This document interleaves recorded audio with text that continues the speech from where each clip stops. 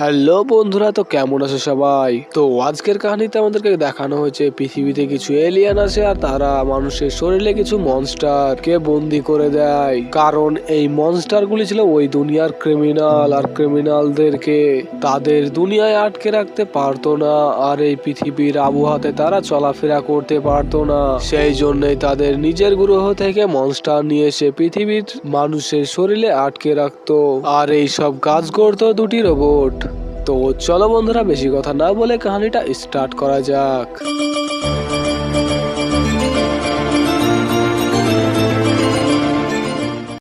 তো কাহিনীটি শুরু হয় 1380-তে, যেখানে আমরা একটি মেয়েকে দেখতে পাই যে আকাশে ভাসছিল, আর ওই মেয়েটিকে কিছু লোক বাঁচানোর চেষ্টা করছিল, কিন্তু কিছুতেই ওই মেয়েটিকে বাঁচাতে পারছিল না, কারণ তাকে একটি শিল্ড দিয়ে ঘেরা ছিল। আর এই মেয়েটির শরীরে এলিয়ান আটকে রাখা হয়েছিল, আর কিছুক্ষণের মধ্যে ওই এলিয়ানটি তার শরীর থেকে বেরিয়ে ওই সৈন্যগুলোকে আক্রমণ করতে শুরু করে দেয়। কিন্তু ওই এলিয়ানটি পৃথিবীর মাটিতে মাত্র 5 মিনিটই সার্ভাইভ করতে পারতো। আর তখনই একটি রোবটের গাড়ি আকাশ ভেঙে চলে আসে। আর এই রোবটগুলির কাজ ছিল, যেখানে কোনো মনস্টার যদি তাদের শরীর থেকে বেরিয়ে কোনো প্রবলেম করে, তাহলে ওই মনস্টারগুলোকে ধরে নিয়ে যাওয়া। ওই মনস্টারটি ওই গার্ডগুলোকে দেখে আবার ওই মেয়েটির শরীরে ঢুকে যায়। তখন ওই গার্ডটি তার শক্তি প্রয়োগ করে এলিয়ানটিকে ওই মেয়েটির শরীর থেকে বের করে ফেলে। উনি ওই মেয়েটি মরার মতো হয়ে যায়, আর ওই মেয়েটি গার্ডটিকে বলে তার মেয়েকে রক্ষা করতে। ওইদিকে আমরা দেখেছিলাম গার্ডটির সাথে একটি ডিভাইসের মতো রোবটকে। ওই রোবটটি মানুষের মতোই তার শরীর গঠন করতে পারে। তখনই ওই বাচ্চাটিকে কেউ একজন মারতে যাচ্ছিল, তখনই ওই ডিভাইসের মতো রোবটটি তার শরীর গঠন করে ওই বাচ্চাটিকে বাঁচিয়ে নেয়। তারপর তারা একটি রাস্তা খোলে, আর সেখান থেকে তারা 2012-তে চলে আসে। তারপরে মনস্টারটিকে ওই গার্ড দিয়ে একটি অন্য ধরনের জেলে পুরে দেয়, যেখানে তার মতোই অনেক মনস্টার আছে। তখনই হঠাৎ তাদের কার থেকে একটি বাচ্চার কান্নার আওয়াজ আসে, যেটা গার্ডটি শুনতে পায়, আর সে ওই ঘর থেকে বেরিয়ে আসে। তখন গার্ডটি বুঝে যায় যে তার বন্ধুই ওই বাচ্চাটিকে নিয়ে এসেছে। তখন গার্ডটি ওই ডিভাইসটার কাছে যায় আর বলে যে তুমি যেখান থেকে এই বাচ্চাটিকে নিয়ে এসেছো সেখানে থুয়ে এসো। তখন গার্ডটিকে গার্ডটির বন্ধু বলে যে দেখো, আমরা মানুষের ব্যাপারে কিছু জানি না, তাই আমরা এর উপর রিসার্চ করব, আর মানুষের সাথে কিভাবে চলাফেরা করা যায় সবই বুঝতে পারবো। তখন গার্ডটি তার বন্ধুর কথা মেনে নেয়। তারপরে 1391 সালে একটি জাদুকরকে দেখতে পায়, যে কিছু মানুষকে নিজের জাদু দেখাচ্ছিল। তারপরে সে একটি জায়গায় একটি পোস্টার দেখতে পায়, যেখানে একটি চাকুর ব্যাপারে লেখা ছিল যে এই চাকুটা পাবে তাকে অনেক টাকার পুরস্কার দেওয়া হবে। তখন জাদুকরটির কিছু মনে পড়ে যায় যে ওই চাকুটা সে কোথাও একটা না কোথাও দেখেছিল, কিন্তু তাও তার কথাটা মনে পড়ছিল না। তখন জাদুকরটি চাকুর বিষয়ে জানার জন্য একটি পাগলের কাছে যায়, যে বলে ওই চাকুটি সর্বপ্রথম একজন জেলে পেয়েছিল, আর সে ওই চাকুটিকে একটি কামারের কাছে নিয়ে যায়, কারণ ওই চাকুটিতে ছিল অনেক হীরা, আর ওই কামারও ওই চাকু থেকে হিরে বের করতে পারেনি।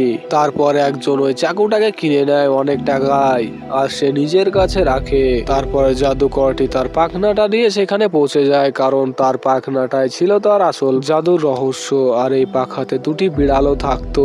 তারপরে আমরা ওই লোকটিকে দেখতে পাই যে ওই চাকুটিকে কিনে নিয়েছিল, আর তার সাথে একজন দেখা করতে এসেছিল, কিন্তু এর পোশাক আশাক একদম এখানকার লোকের সাথে মিলছিল না, দেখে মনে হচ্ছিল একজন টাইম ট্রাভেলার ভবিষ্যৎ থেকে এসেছে। আর যে চাকুটি কিনেছিল তার নাম হলো মাস্টার। তখন এই লোকটি মাস্টারকে বলে যে চাকুটি আমাকে দিয়ে দাও, কিন্তু মাস্টার সেটার জন্য রাজি হয় না। তখন ওই লোকটি মাস্টারকে আক্রমণ করে দেয়। তখনই মাস্টার ওই চাকুটিকে জানার বাইরে ফেলে দেয়, আর মাস্টার সেখানে মরে যায়। আর ওই চাকুটি একজন দেখে ফেলে, আর সেটা কুড়িয়ে নিয়ে পালিয়ে যায়, আর সেটা এই লোকটি দেখে ফেলে, আর এই লোকটি তার পেছে পেছে যেতে থাকে, আর সেটা জাদুকরটিও দেখে ফেলে, আর জাদুকরটিও তার পেছনে লেগে যায়।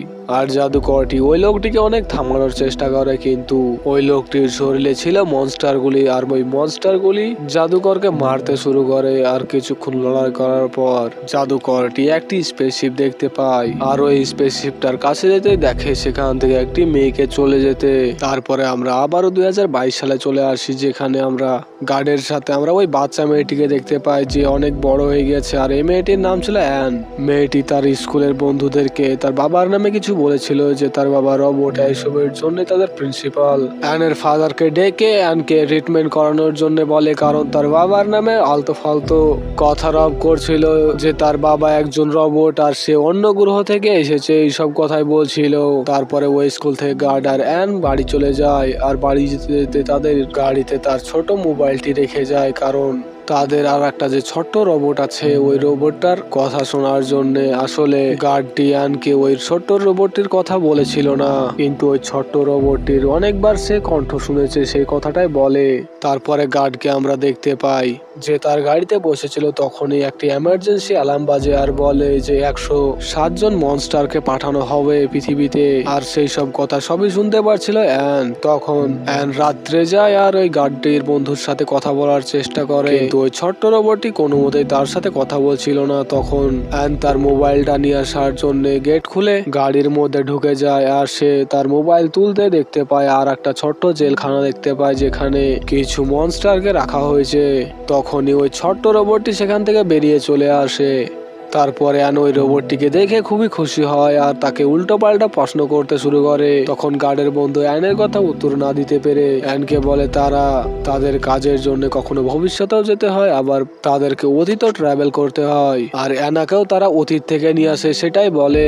তখনই গার্ডের বন্ধু বুঝে যায় যে তাদেরকে একটি এমার্জেন্সি অ্যালার্ম দিয়েছে, যেটার জন্য অ্যানাকে তাড়াতাড়ি করে ওই কার থেকে বের করে দেয়। আর তখনই ওই গার্ডটি চলে আসে আর বলে যে আমাদের এবার অনেক লোকের দরকার, যেটার জন্য এবার আমাদের এখানকার সিটি হসপিটালে লঞ্চ করতে হবে। আর সেই সব কথা অ্যানা শুনে ফেলে। তারপরের দিন আমরা অ্যানাকে দেখতে পাই যে সাইকেলে করে ওই দিকে হসপিটালের দিকে যাচ্ছিল, আর সে ওই হসপিটালে গিয়ে ভিডিও রেকর্ডিং করছিল যে সে কি হবে সেটা দেখার জন্য।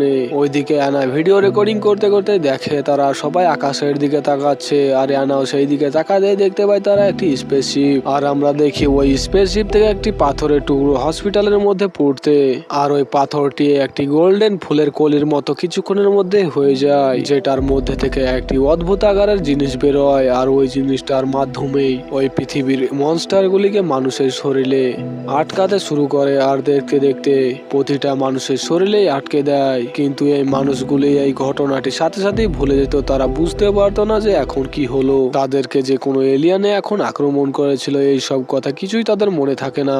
আবারও তারা নর্মালি কাজ করতে লাগে, কিন্তু এই সব কিছুই দেখছিল অ্যানা। তারপরে সেখানে আমরা গার্ডকে আসতে দেখতে পাই যে ওই মনস্টার গুলিকে মানুষের শরীরে প্রবেশ করানোর পর ওই গোল্ডেন পাথরটি আবারও ছোট্ট পাথরে পরিণত হয়ে যায়, আর সেটাই নেওয়ার জন্য গার্ড এসেছিল আর এসে দেখে অ্যানাকে। কিন্তু গার্ড বুঝতে পারে না যে অ্যানা এই হসপিটালে কেন এসেছে, কিন্তু গার্ডটি অত গুরুত্ব দেয় না অ্যানার দিকে। ওই গার্ডটি পাথরটি তুলতে যায়, আর সেই সুযোগে অ্যানা সেখান থেকে পালিয়ে আসে।